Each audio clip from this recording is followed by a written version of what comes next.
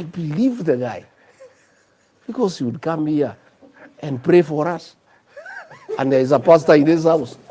And the guy is the one who wants to pray, you know.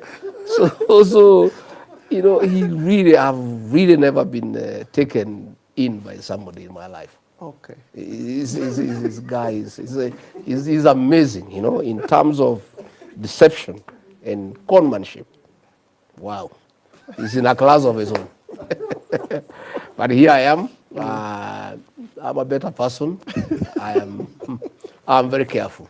Okay. I don't take sweet language anymore for what it is. Andika chini. Hakuna mtu mimi naweza kubaliana na chochote leo bila kuandikania. Na kuwe na mashahidi na mawakili na copies. I cannot. Never. Haukuwa na hata document moja? Nothing. Word of mouth? Word of mouth. I got you, good. You got me, let's go. The guy would even come here and cry. Tears. Yeah. I'm telling you. Machozi hivi? Machozi. Hapa kwa nyumba? Yeah, when you see a grown-up man crying, you feel for him. About what? He was, you know, I was a great friend of Uhuru Kenyatta. I was his PA. And at one point, he felt like I'm under so much pressure from my family and other people to go back to Uhuru Kenyatta. And he knew if I left him, he's done. So he was here crying. My brother, please, I beg you, don't leave me. I've suffered. I'm a good man. I'm a Christian. My brother, let's stay together. You know, crying tears. And I said, okay, Pastor, let's help this man. So akilia ulikuwa unadu? I was in shock. Hata serviette? Sasa mtu mzima analia machozi anakulilia. Please, my brother, don't abandon me. Yeah? So, but I can tell you, if there's a guy who is deceptive, so guy. The tears, machozi, kumbe machozi is your, mom, kumbe ni machozi ndio. You know, if there's a woman crying or children, you take it just so lightly. But a grown-up man over 50 crying, and a leader for that matter, you know, you take it very, very, very seriously. And those tears made you form a government with someone without writing nothing down? He made me abandon my brother, my kinsman Uhuru Kenyatta, a man I had worked with for many years, whom we had come very far. And he conned me to abandon my own brother and friend through deception. But that's a story for another day. We are better people. Yeah, we are better people.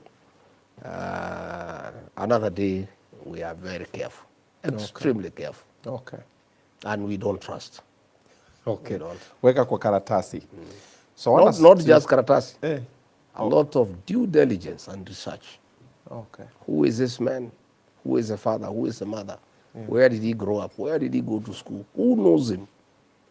Which deal has he ever done with somebody and it has succeeded? Okay. You must do due diligence of the character of anybody you want now to deal with. Yeah.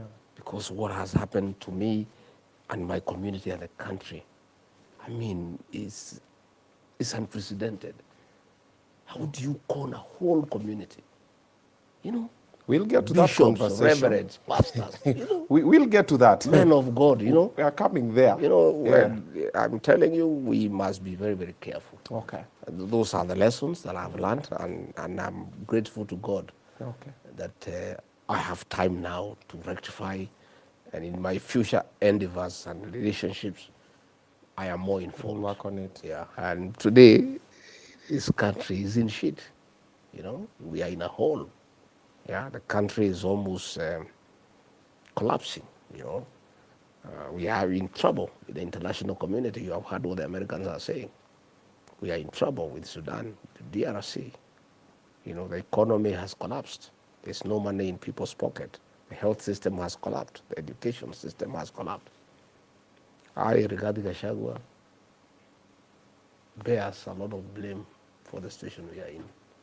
And I'm very sorry to the people of Kenya. And I once more want to take this opportunity to apologize to the people of Kenya for the role I played in birthing the current leadership that has caused misery and desperation to the people of Kenya by reading the payslip and by making life unbearable.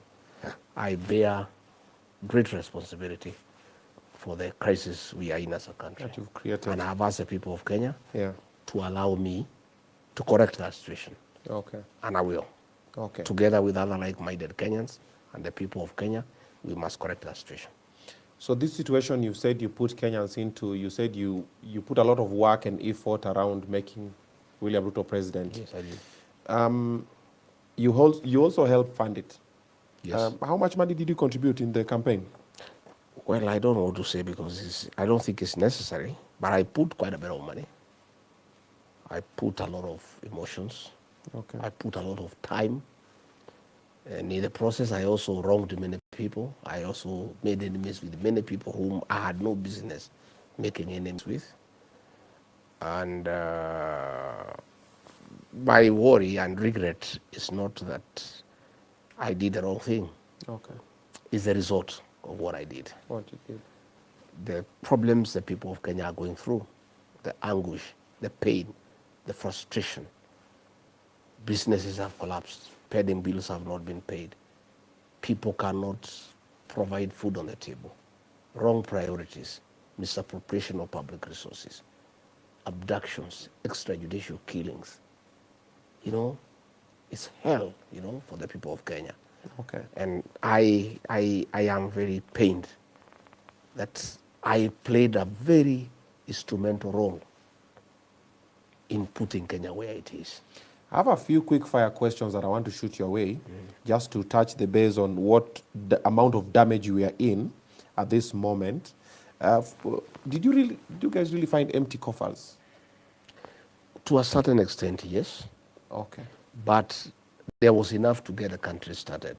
Okay, there wasn't surplus or really abundance, but there was enough money to get the country back on its feet.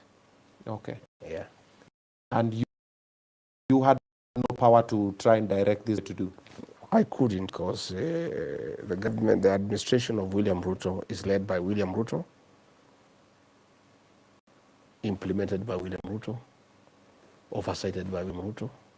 Everything moves around him. We're just there.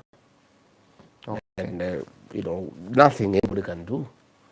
That is why you find out of the 22 ministers who were appointed in the first government, 13 have been shown the door, yet nothing has changed. Because they are not a problem. The problem is one, the common denominator. Because how do you explain? Deputy President removed, replaced, nothing has changed. Attorney General removed, nothing has changed. Minister for Internal Security changed, nothing has changed. Minister for Finance changed, nothing has changed. Minister for Health changed 3 times, the health system was still not working. How do you explain what is Kenya's problem?